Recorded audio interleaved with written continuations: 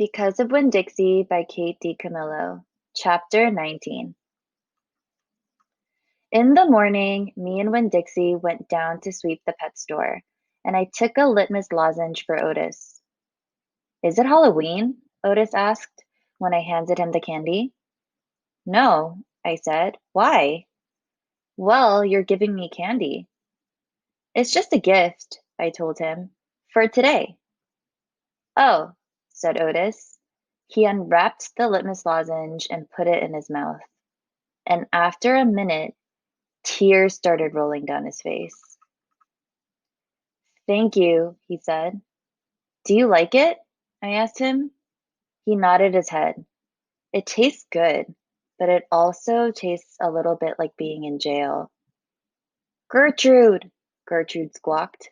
She picked up the litmus lozenge wrapper in her beak and then dropped it and looked around. Gertrude, she screamed again. You can't have any, I told her. It's not for birds.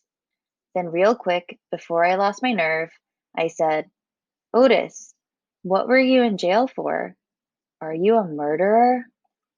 No, ma'am, he said. Are you a burglar? No, ma'am, Otis said again.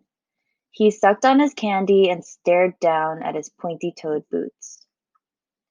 You don't have to tell me, I said. I was just wondering. I ain't a dangerous man, Otis said, if that's what you're thinking. I'm lonely, but I ain't dangerous. Okay, I said, and I went into the back room to get my broom. When I came back out, Otis was standing where I left him, still staring down at his feet. It was on account of the music, he said. What was? I asked. Why I went to jail. It was on account of the music. What happened? I wouldn't stop playing my guitar. Used to be I played it on the street and sometimes people would give me money. I didn't do it for the money. I did it because the music is better if someone is listening to it. Anyway, the police came and they told me to stop it. They said how I was breaking the law, and the whole time they were talking to me, I went right on playing my music. And that made them mad. They tried to put handcuffs on me. He sighed. I didn't like that. I wouldn't have been able to play my guitar with them things on. And then what happened? I asked him. I hit them, he whispered. You hit the police? Uh-huh. One of them. I knocked him out. Then I went to jail. And they locked me up and wouldn't let me have my guitar. And when they finally let me out, they made me promise I wouldn't never play my guitar on the street again. He looked up at me real quick and then back down at his boots. And I don't. I only play it in here for the animals. Gertrude, the human Gertrude, she owns this shop. And she gave me this job when she read about me in the paper. And she said it's all right for me to play music for the animals. You play your music for me and Winn Dixie and Sweetie Pie, I said. Yeah, he agreed.